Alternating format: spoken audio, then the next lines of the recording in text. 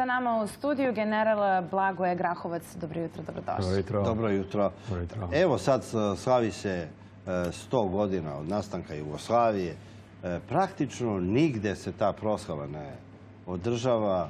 U Crnoj Gori piše 1918. nikad više. Čak i u Hrvatskoj sa više pijeteta prema Jugoslaviji se govori nego u Crnoj Gori, ali ni u Srbiji baš nisu oduševljeni sa Jugoslavijom, evo, posle svega.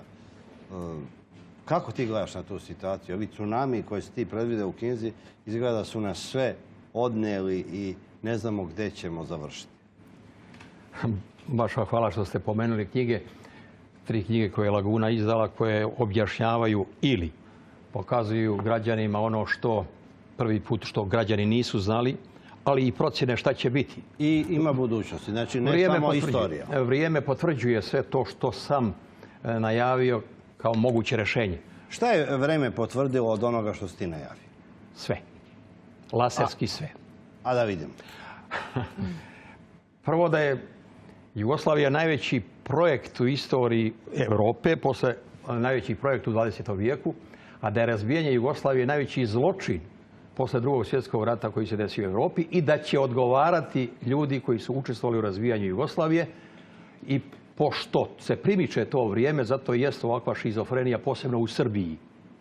A zašto u Srbiji? Zato što je Srbija najodgovornija. Koliko je Hrvatska bila najodgovornija za razbijanje prve, odnosno Kraljevine Jugoslavije, iako je Srbija tu itekako imala važnu ulogu, za razbijanje druge Jugoslavije najveća odgovornost je Srbije. Ali govori se da, eto, sve one koje smo mi oslobodili sad nas smatraju kao okupatori, da bolje da se nismo ni ujedinjavali, da su nezahvalni svi za srpske žrtve. Evo znamo od onoga kad su hrvatski predstavnici u parlamentu pitali Punišu Račića, kaže, koliko košta ta vaša krv sa Kajmakčalana, aj recite koliko i da vas isplatimo i da idemo svojim putem. Ja se neću vraćati na detalje, ima ih za ko zna koliko studijskih rasprava, nego ću govoriti kategorijama i konstantama. Konstanta koja je pratila Jugoslaviju i prvu i drugu je sistemske prirode, ili bolje rečeno političko-sistemske prirode. Imali smo neprekidnu borbu između centralizma i federalizma. Centralizam je bio u biću srpske politike, neprekidno, centralizam, naspram federalizma za koje se zalagali neki drugi politički subjekti. No, ja upozoravam jer savjetuje, sugerišem građane Srbije, taj problem centralizma nije oslobođen ni u sadašnjoj Srbiji. I to je najveća prijetnja današnjoj Srbiji. Centralizam, jer danas osim Beograda se niti pita građanin, ni lokalna samouprava, ni privredno društvo. Ne, niko se ne pita. I to je zabrinjavajuće stanje u Srbiji koje može dovesti do dezintegracije Srbije. Ali većina investicija je van Beograda. Fabrike se prave... A Beograd odlučuje. Pa dobro, ali se ne prave u Beogradu fabrike. Mariću. U Beogradu nema ni jedne. Mariću. Ne pita se danas ni za izgovornu riječ neko u lokalu koju će izgovoriti osim Beograda, osim određenih političkih krugova. Da se ne lažemo. I danas se građani Srbije plaše tih centara moći. Danas se susjedi Srbije plaše Srbije. A imanentni postulat je u građenju državne politike su 2 principa, a to je graditi prijateljske odnose sa susjedima, to je prvo, i gajiti opoziciju. Zašto opoziciju? Gajiti jer smjena vlasti donosi vladavinu prava i demokratično društvo. Smjena vlasti. Ovdje, kad slušate sve predstavnike vlasti, Srbija se nalazi u strašno velikim problemima vezano za Kosovo, a to nije najveći problem, reću koji je. Danas, i kad se razgovara o tom najvećem problemu Srbije, osnovni metak koji se gađa je neko iz opozicije, a ja bih rekao mrtve opozicije. Dobro, ali kad govorimo i o Titovoj Jugoslaviji, i tad smo mi išli u školu i učili smo da je ta zemlja koja danas izgleda nešto veličanstveno, mi se s te zemlje sećamo s nostalgijom, ali ta zemlja je bila okružena brigama. Eto, to si ti učio na vojnim akademijama, da su svi oko te zemlje naši neprijatelji. Metaforički je to tako govoreno. I da je to Bugarska. Međutim, ja ne znam kako su, jedino Rumunija, nikad nismo imali problem s Rumunijom. A sa svim zemljama, i Mađarska, i Austrija, Italija, htjeli su da nas razvuku. Bilo je to problem, ali je Jugoslavija se izgradila i izdigla na nivo međunarodnog autoriteta i faktora stabilnosti na planeti, kao nosilac ili vodeća zemlja pokreta nesvrstanih. To je suština. No, vratimo se pošto na nesreću.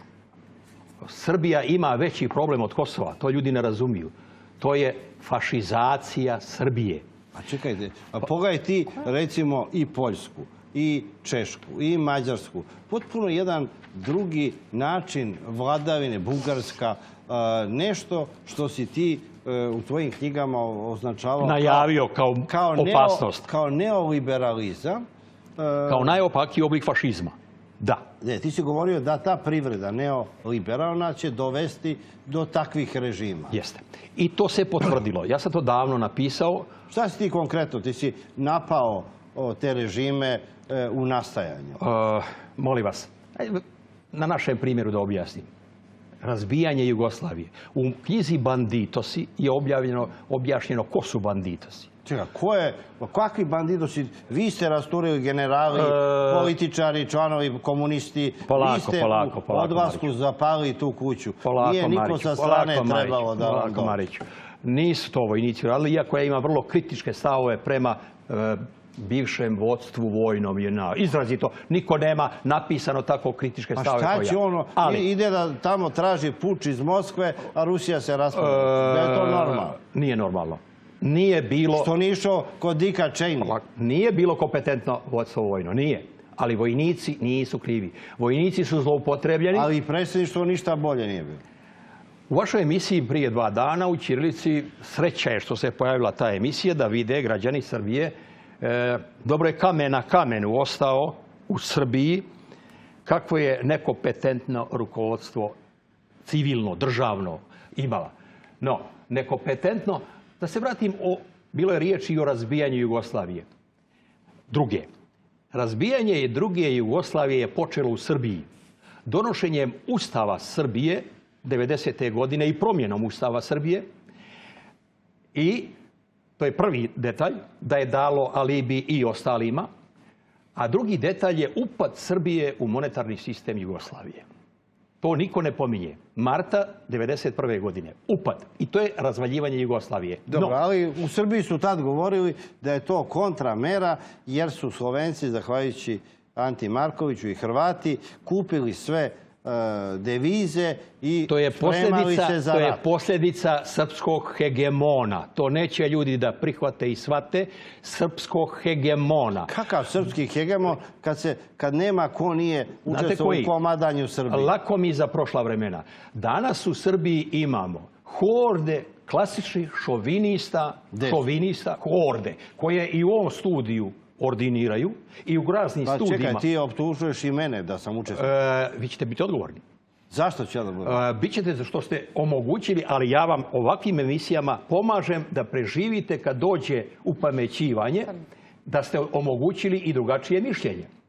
Jer ipak ja svojim stavima obezbeđujem slobodu prvo sebi, a onda i mnogim drugim. No, prave neofašističke horde, šovinističke horde danas kroz razne analitičare koji kad završe svoju tiradu ovdje, najlakše bi šleper naoružanja ispred zgrade vaše televizije prodao ili podijelio, jer ništa drugo ne ostaje mnogim analitičarima, odnosno poslije tirade analitičara, nego da građani uzmu oružje. Na nesreću. Srećom nije tako. Nije tako. Zato što vi to prebacujete u šaljivu formu, vi lično. Ja ne shvatam to i zabavu, ali ipak treba znati da to neko prihvata. Mnogi crkvenodostojnici kad održe svoju bogosluženje u crkvama, pa da dotjerate šleper Kalašnjikova, podijelit ćete ga odmah pored crkve. Umjesto da iziđu sa više blagosti crkve, iziđu sa više borbenosti. Znači, mi imamo fašizaciju Srbije, to je problem. Čekaj, a zašto mi nismo posle toliko nesreća, posle užasa, posle takvog komadanja na rušenjima Jugoslavije, zašto nismo izvukli neke zaključke, zašto se nismo opametili, nego delujemo još luđi, još isključiviji nego što smo bili u vreme užasa 90. Mi imamo problem što su danas na vlasti u eksiju državama osim Slovenije i Makedonije ratne partije koje su učestvovale u razbijanju Jugoslavije. Kao najvećem ratnom zločinu. Pa i jesu, postoće. i u Makedoniji su socijalisti koji su bili. Ne, sad nije u Makedoniji, sad nije na vlasti ona partija koja je ratna partija. VMRO je bio ta partija. U Srbiji imamo potpunu restauraciju partija ratnih koje su učestvovali u razbijanju Jugoslavije. Šta očekujete? A nije bilo bolje ni od 5. oktobra do 2012. Sve partije od 86. godine do danas Srbija se muči od svoje politike. Građani Srbije su od svake politike zlouprevareni, zloupotrebljeni, osramoćeni i osiromašeni. Od 86. godine do danas. I dobro je kamen na kamenu ostao u Srbiji. Jer mi kad vidimo u raznim istorijskim emisijama, kad vidimo kakvi su nam političari bili, i jedini zaključak je otprilike ono što si ti napisao za svojim knjigama, dobro je što je i ovako ostalo. Što je kamen na kamen ostao. Pogledajte jedan drugi primjer srpsko-crnogorske odnose. Kakav je to grijeh i bezobrazluk. Šta danas rade politike i Srbije i Crne Gore u trovanju svojih građana. Ja nikad nisam u životu napisao, a napisao sam ko zna koliko tekstova, kazao dva oka u glavi za Srbiju i Crnu Goru. Ako ima neko razlog da te dvije države budu zajedno, to ja imam privatne, lične razloge. I porijeklom i porodicom. Ali tebe često napadaju u Crnoj Gori. Šta si da si ti samozvani Crnogorac, jer si Srbin iz Hercegovine i da nisi nikakav Crnogorac? Nikad ja Crnogorac nisam bio. Ali da si se prijavio da budeš Crnogorac? Molim vas, nisam. To su priče raznih lazanskih analitičara. Ne, polako. No, vratimo se mi srpsko-crnogorskim odnosima. Ako ima neko razlog da viče zajedno, to sam ja. Ja sam uvijek govorio, to nisu dva oka u glavi, to su dva đavola. Kad su zajedno dvije politike Beograda i Podgorice, neko je nadrljao 100%. Neko će nadrljati 100% ako niko drugi je građani. Na svu sreću. Građani su prepoznali trovačku ulogu i jedne i druge politike. Evo, dolaze i Crnogorci u Beograd i Srbi idu na more u Crnoj Gori i nikad nema nikakvih problema. Ali kad čita novine, kao da ćemo zaratiti. Pa, pogledajte, ima 5 godina napisao sam tekst o Crnogorcima u Srbiji. I napisao sam da imaju 4 grupe Crnogoraca. To je bilo prije konstituisanja onog prethodnog savjeta nacionalnog. 4 grupe Crnogoraca u Srbiji. Pogledajte sad politiku iz ovoga matrice i izvedite. Prva grupa su intelektualci Crnogorci u Srbiji. Svaka država bi poželjela da ih ima ponos i oni koja ih je rodila i ona koja ih ima. To je prva grupa. Druga, potomstvo crnogorsko u Srbiji. Genetika, demografski materijal koji svaka država na planeti bi poželjela da ima. To su 2 grupe. Treća grupa je crnogorska kukavica i tužbalica u Srbiji. I kad ta kukavica i tužbalica ovdje zagudi u Beogradu, ništa drugo ne ostaje nego guzi oružje, idi brani. I 4. grupa, crnogorska mafija u Srbiji. I vlast, da li neko može ikad potvrditi ili reći, da li se vlast Beograda i Podgorice družila ikada sa prve 2 grupe? Ali je zato uvijek šurovala sa one 3. i 4. Ko je koga okupirao? Crnogorci Srbiju ili Srbija Crnu Goru? Ja pišem godinama da je Srbija poligon ruske mitomanije i crnogorske mafije. Mi se osjećamo okupirani od Crnogoraca. Mi Srbijanci, recimo ja i još 2, 3 smeju da kažu neku reč ovdje. Inače, sve to strahovlada Crnogoraca. Ti ne možeš da dođeš do reči ovdje. Ovih dana je vezano za Podgoričku skupštinu ovdje bilo ko zna kakvih sve frustracija. To je glupa priča. Glupa priča i od srpske i od crnogorske strane. Evo, ja sam tražio od vlasti da poništi rezultate kosovskog boja, jer bez toga nam nema budućnosti. Glupa priča. I da oživi kneza Lazara. Ali je namjerno to forsira elita, politička elita vladajuća i jedna i druga. Zašto se niko u Srbiji u tim protestima vezano za odluke Skupštine Crne Gore ne uputi kritiku na Mila Đukanovića? Neće. Ja to ne dam ovdje. Imaju dva razloga. Ne, napadaju ga, ja ne dam u ovoj emisiji. U ovoj emisiji je zabranjeno napadati. Dva razloga ima. Mila Đukanović. Jedni ga se plaše, a drugi od njega imaju ajdu, korist. Prema tome, njega ne diraju. Meni je samo simpatičan. Ali zato truju Srbe i Crnogorce. Šta misliš, da li je Milo Đukanović najveći Srbin našeg doba? On je bio Srbin da 91. godine. I sad je najveći Srbin. Pa po biznisu bi sigurno rekao. Pa ne, ovako i na prvi pogled. Za 7 dana ću imati dolje emisiju, pa ću Crnogorcima kazati uživo. Imam emisiju 2 sata, pa ću uživo reći šta mislim njima. Ali, kad je formiran savjet sada, Nacionalni savjet Crnogoraca, koga je formirao?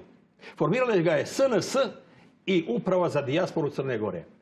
Da bi ovdje u ovom studiju, prije 2-3 dana, dan posle formiranja savjeta, bilo čerečenje i ruženje Crne Gore i to ko je prisutan potpredsjednik tog savjeta. Potpredsjednik tog, što znači političke elite ili vlastodržci zavađaju namjerno građane. Govori se da postoji neki sukob ipak. Jer nije prijatno nikom u Srbiji kad vidi one plakate 1918. nikad više, kad čitaju da je Srbija anektirala Crnu Goru. Šta nas brige, šta je uradio unuk sa dedom? Da li je unuk zbacio dedu s vlasti? Nas to uopšte ne interesuje. Ako ćemo istinom pričati, to je bila klasična aneksija. Ali, to je željelo 4/5 građana Crne Gore. Pardon, 3/4. To je željelo. No, glupo je sada to postavljati. Sad se postavlja pitanje jedno drugo. Da li možda ima dalekosežnu namjeru neko? Poništenjem odluka Skupštine, Podgoričke skupštine iz drugog razloga. Tamo je bilo zabranjeno povratak Petrovićima krune. Da li to neko sada može da oživljava krunu? Čekaj, da li možda neko će iz kuće Petrovića da se odrekne krune na ime nekoga drugog? Čekaj, može da se odrekne krune, da nekog Crnogorca iz naroda izaberu za kralja? To ću u Crnoj Gori o tome.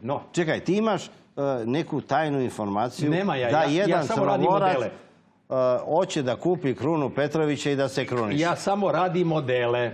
No, vratimo se mi ponovo na elite.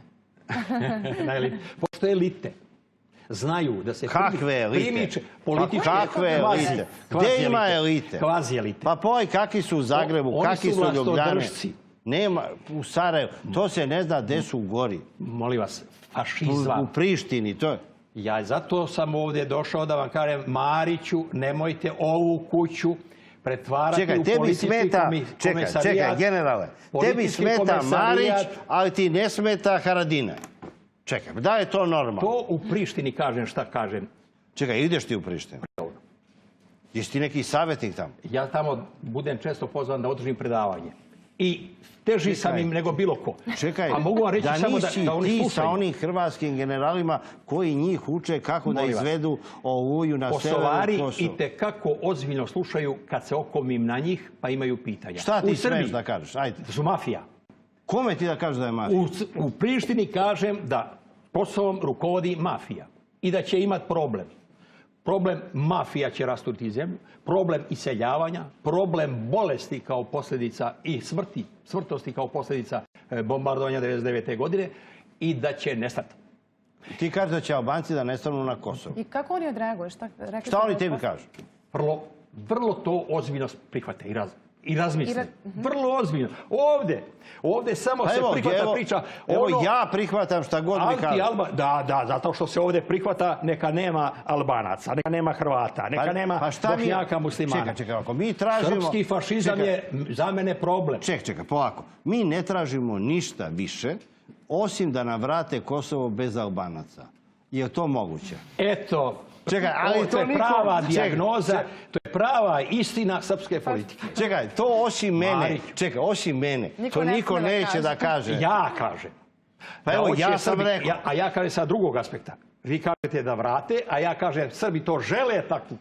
Da vrate Kosovo bez Albanaca. Čekaj, osim mene to niko ne želi. To niko neće da kaže. To vi pravite kozeriju. Ali je istina u srpskoj politici, to je istina u srpskoj politici. A postavljamo sad pitanje. Šta bi da bude, da se realizuje politika srpskih vlasti i svih? Kosovo, sveta srpska zemlja i u Srbiji. Šta? trećina parlamentaraca sa Kosova. Jedan predsjednik... Tači ili Haradinaj je podpredsjednik vlade. Jedan predsjednik ili vlade, ili skupštine, ili države Albanac.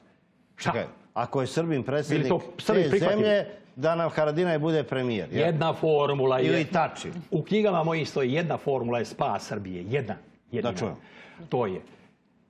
Pošto je do sada su srpsko-hrvatski odnosi bili na nivou bezobrazluka i srpsko-albanski odnosi su bili na nivou bezobrazluka, jedini spas Srbije, a bogami i Evropske unije i Evrope, da se pravi balkanski štit u kome će noseća greda biti srpsko-hrvatsko prijateljstvo i srpsko-albansko prijateljstvo.